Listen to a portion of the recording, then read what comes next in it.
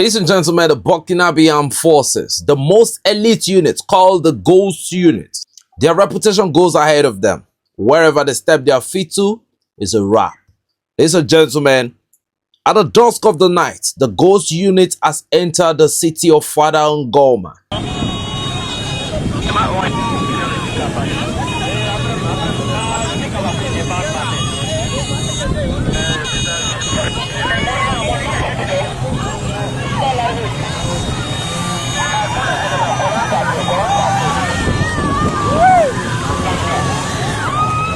Le mon vieux combattant. Le mon vieux combattant, la première est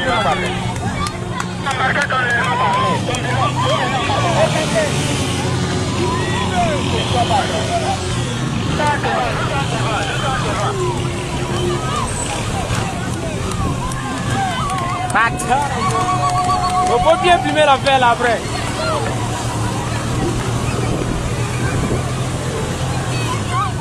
Ouais, c'est comme ça. Maintenant en action.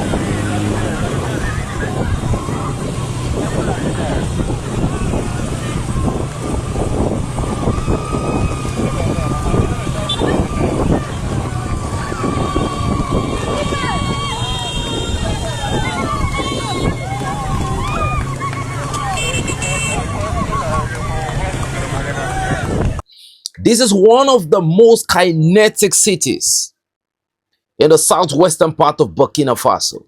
Ladies and gentlemen, given the new capabilities that Captain Ibrahim Traore has already redeployed to this theater of operations, ladies and gentlemen, the morale is higher than ever. Now the Ghost Unit have entered the city of Fada Ngourma, 45 kilometers from the main theater of contact. In my opinion, that is the Hanifa forest. The Hanifa forest has become no-go area for both citizens, farmers, everybody that has anything to do with the Hanifa forest, even the people that had their lands there. Nobody dares to go there. But based on the surveillance vectors, reconnaissance, intel that has been going on for quite a while, it was during the operation when the Burkina Faso reconnaissance drones were actually gathering information that they were able to locate the aircraft of the French special forces that traveled from Ivory Coast to Benin. Ladies and gentlemen, the way the foreign troops were performing their reconnaissance, the Burkinabes were equally performing a counter-reconnaissance. You can see that they dropped the precise intel for us. Even the name of the craft, everything, where it landed, the Burkinabe had everything. Ladies and gentlemen, Burkina Faso, in terms of combat capability, in terms of technology, they are on a whole different level. Now, the battle for Hanifa is going to begin. Ladies and gentlemen, we have the receipt of the first contact. The first skirmish really proved why they call this elite unit the Ghost Unit. There have been so many legendary names. So Burkina Faso, in my opinion, I used to think Ouattao's unit, the former BIR-7, was the most elite. Now I'm hearing about the Ghost Unit. Look at the number of motorcycles. Look at the number of damage they've done. Ladies and gentlemen, they've announced themselves. Now they are going to be advancing into the Hanifa forest. Ladies and gentlemen, based on reputation of the Hanifa forest, it's a no-go area because everyone that has stepped into the Hanifa forest before, they've actually been stopped. Nobody has ever stopped the Ghost Unit. Ladies and gentlemen, so we're about to find out. It's find out season. But ladies and gentlemen, without no further ado, here's the video. And you can see the citizens of Fada Ngourma very excited, cheering on the troops. The troops are entering at the dusk, and according to the intel we have, these are around the time when the Ghost Unit operate. They like operating at the dead of the night, using a lot of night vision gears. Ladies and gentlemen, you won't imagine how advanced the Burkina Faso units are right now. Captain Ibrahim Traore has actually given these guys the best possible capability to be able to perform at the highest level. Operationally, Burkina Faso is on a whole new level. Now, let's hope that the Hanifa forest will become one of those jokes that they actually hyped up, just the way they hyped up the Boubacar Gomu that the AES coalition forces wrapped up within a whisker. Ladies and gentlemen, that is all for the Hanifa forest. I said we should bring it to you. They've already arrived. Ladies and gentlemen, soon enough, we hope it will be a wrap. And again, from the information we are hearing, they said after defeating every rebel in the Hanifa forest, they will now advance for the Beninese border. They said Burkina Faso is making a statement right now. Their dear country will no longer be safe for any insurgents because they want to invest en masse in agriculture and they will need every square inch of their land. Ladies and gentlemen, let's proceed to the second information of today. The AES coalition forces in the region of Zantigula, ladies and gentlemen, they fell on this region like the shadow of the night. Now we are beginning to hear the name AES coalition forces. AES coalition forces. Ladies and gentlemen, these men, they perform some of the most dangerous operation. They go after key leaders. They go after the structure of these groups.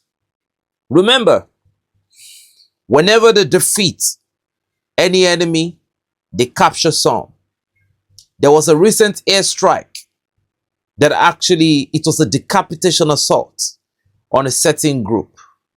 Ladies and gentlemen, the AES coalition forces were able to recover some satellite phones and they were able to recover some mobile phones. So according to the information we have, now they will be working on that phone, the SIM cards. So there are different levels of networking too, where they will be able to capture some of these elements. Some of these elements don't even know what they are doing. Their technology does not get to that level. So we hope them success. But the AES coalition forces have already liberated the forest of Zantigula. Ladies and gentlemen, there is a receipt here. Now advancing forward. The AES coalition forces again before the dusk of today, they made another statement. They captured a particular unit of Daesh. They didn't just capture this unit of Daesh. They obliterated everything in sight. Ladies and gentlemen, it was an unapologetic display. We are so excited to bring this news. Burkina Faso continue to break down all propagandas. The propagandists continue to bring out talks. Burkina Faso continue to bring out evidences. And that is why I said, I can't just but help myself to dedicate myself to preaching the gospel of the AES. What other gospel is better than this gospel I'm preaching right now? The gospel of liberation, the gospel of Pan-Africanism. We are at the heart of it, Burkina Faso. Even though it started in Mali, we are at the heart of it, ladies and gentlemen. You know. So, a lot of people have been talking about the president of Cameroon, Paul Biya. A lot of people have been saying, this man has no shame. We don't know what type of general we're going to call him. Still trying to vie for another presidential term. But ladies and gentlemen, Captain Ibrahim Traore says something. He said, a slave who is not prepared to fight for his own liberation does not deserve pity. Now, I'm going to say this. It's not a question of the character and the personality of Paul Biya. It is the character of the people of Cameroon. And I'm not just alleging the people of Cameroon. I'm going to be bringing out this with enough evidence. Ladies and gentlemen, watch this video.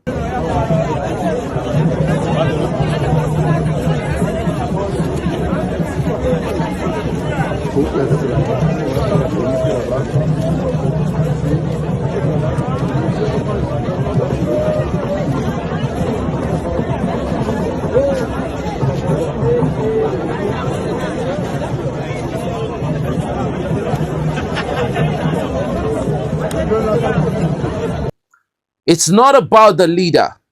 It's about the citizen. What you see right there is the citizen of Cameroon collecting a soda, what they call a soft drink, a meat pie, and probably a financial payment that is less than, in Nigerian money, maybe 5,000 naira. Probably less than that. And this will be the deciding: a meat pie, a soda, and 5,000 naira. Something that won't be able to sort their bills for a month is what we decide the next 7 years of that country. Ladies and gentlemen, it's a question. Look, everybody cannot be educated. It's a question of your identity. So before you talk about the leader, because the leader is a product of the people. Remember, they said Burkina Faso is the home of the upright men. So don't be surprised if they are producing Captain Ibrahim Traore. But Cameroon, look at what you just saw on the screen right there. A lot of people say poverty has been weaponized. But sometimes this is not the issue. It's just an identity of the people. Maybe it's something that has been grounded into them for quite a long time. I don't know. But that's what we can see right there. The proof is in the pudding. Men lie, women lie, but numbers don't. This is no criticism. That's the people of Cameroon right there taking money. Now, I'm not saying that every citizen of Cameroon are bad people. Okay? But we can see what we are seeing right there. Ladies and gentlemen. So, after saying that, do you think the problem of Cameroon is really oppression or sheer corruption? You can be the judge. So, ladies and gentlemen, let's go to the last episode of today. Without no further ado, the general commander of the Malagasy forces in Madagascar has been under pressure since the Gen Z protests that actually led to the escape of the president of Madagascar, the naturalized French citizen. From the comments we are getting, from the words of the commander of the Malagasy Special Forces, from what he said, he's not really admitting that he is the new face of the country. But when you listen to what he's saying, it seems as if it's the face, but he's saying it's not the face. But ladies and gentlemen, if you look at the press, if you look at the media, the people that are the media representatives that are actually speaking to him, you will know that these are the most corrupt. You know, Captain Ibrahim Traore has talked about them. RFI, if you look at, I want you to look at the microphone pointed at him. That's RFI. The second microphone was France 24. They were already telling him that he was a convict 2 years back. They're trying to blackmail him, even if he gets into power. You can see that he's laughing. Ladies and gentlemen, I want you all to listen to this interview and give me your opinion on what you think in the comment section below. Who holds the executive power, knowing that we don't know where the president is and that you are the one who took control of the army? As you just witnessed earlier, I truly do not hold the actual power to make decisions. Okay. Control of the army? No, I do not have control of the army. It's the Sengam, the new Sengam, who holds control of the army, not me. Okay? Yes. So what exactly is your role today? I am an officer, an executor, and I have just personally witnessed the entire official handover process. I saw you yesterday at the Place du 13 Mai. You were the one speaking and you were the leader. Even in the videos before, you were the one talking. That's why we have the impression that you are the one leading this movement. However, speaking publicly in front of an audience does not necessarily mean that I am automatically considered the designated leader of the group.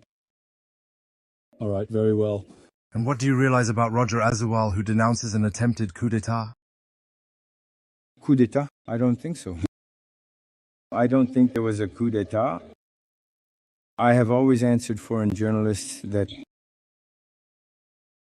the army has just shown the Malagasy people that the army still exists.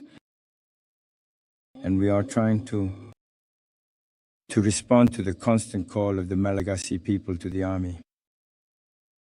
That's what we did. We answered the people's calls, but not a coup d'etat. And what happens next? What is going to happen? I think the people, they're out there protesting. And power belongs to the people. It's up to them to decide. It's not up to me. Could there be early presidential elections? That I don't know yet. Besides, we're in a military compound. We can't really talk about politics or propaganda. That's just not done. For you, what is the role of the army in Madagascar? Speaking about the army. The army? We're here to protect the people. That's it, to protect the people within the country. To protect the country against? Against the president? No, the president, specifically the commander-in-chief, must be prepared to defend against any and all potential attacks, particularly those coming from outside the nation's borders. That's it. That's the role of the army in Madagascar. Yesterday, when I interviewed you in your armored vehicle and asked if we should call this a coup, you told me not yet. Today, for us journalists, how should we present the current situation in Madagascar? What should we say? To our media internationally or here in Madagascar, what is the situation? Is this a military directorate? What would be the right terms, in your opinion, to describe what's happening right now? No, I know the president is still there. Are you certain of that? Oh, not really, but that's the information going around, actually. So the situation, if you want, I can call it chaos. But it's not the chaos that is caused by the army, it's the chaos that is truly caused by the leader. That's it. We were wondering what had become of you. We know that you were convicted. We know that you went to Tiafa 2 years ago. What has happened since then? And now that we see you back in the spotlight like this, can you tell us what happened over the past 2 years? Do we really have to talk about that? No, but we need to know. What became of you during those 2 years? I was here. I was still an officer. So, does that truly mean you had completely left Tiafa at that point? Yes, we had left. We had just stayed in Tiafa for, I don't know, 2.5 or 3 months. End of 2023? No, it was in February 2024. We had left. And to be more precise, we weren't in Chafra. We were at the Sovnadi military hospital. That's absolutely it, indeed. And we officially left at the very beginning of February. And then we successfully and subsequently resumed our full and truly substantial official status.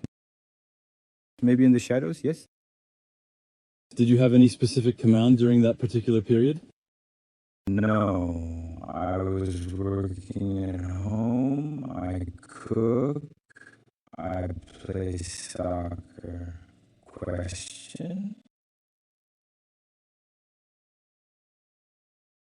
Were you engaged in any sort of discussion with the GNZ organization concerning yesterday's actions? Were you protesting yourself at the same time? Did you launch your own action? Actually, I'm primarily focusing on what I have just recently done in the significant Capsac case. I absolutely do not engage in discussions with politicians, political movements, or anything of that nature at all. I try to avoid all that. What we're seeing right now on Place du 13 May is that this movement, led by young people and ultimately supported by the army, especially Capsat yesterday, is now being taken over by politicians, precisely those same politicians that the youth no longer want in power. And what do you have to say about all this? That's for Gen Z to answer, in my opinion. Not me. And finally, Colonel, under what circumstances will we see you again? What roles will you be taking on? I don't know yet. Only God knows. And what does that mean? Does that mean everything is being decided right now? Oh no, actually, he's the one who decides. So it's hard to... You just have to throw it out there like that. In my opinion, it's God who decides. For now, I'm just a simple officer. I serve the new SEMCA, but that's all for me. Whoever comes to lead the Madagascan people must be a firm, a strong person, like somebody with a pure heart that is only coming to power to serve the Madagascan people. There is no point in getting out of one puppet, jumping into another puppet. A younger puppet is even more dangerous than a older puppet. So, ladies and gentlemen, what do you think? Give us your opinion in the comment section below. It's your boy 72 Android signing out, enough said. But before I go, thank you for your support. I really appreciate you all for coming back again today. Do what to hit the like, share, and subscribe button. It really takes this video to the next level of the algorithm, and it makes us bypass the restriction that has been put on this channel. I hope you all understand what I'm talking about. I really want to appreciate you all for supporting. For everyone that donated, I want to say thank you. It means a lot to us. It continues to prop up our journalism machine. So ladies and gentlemen, salute and much respect. Bye.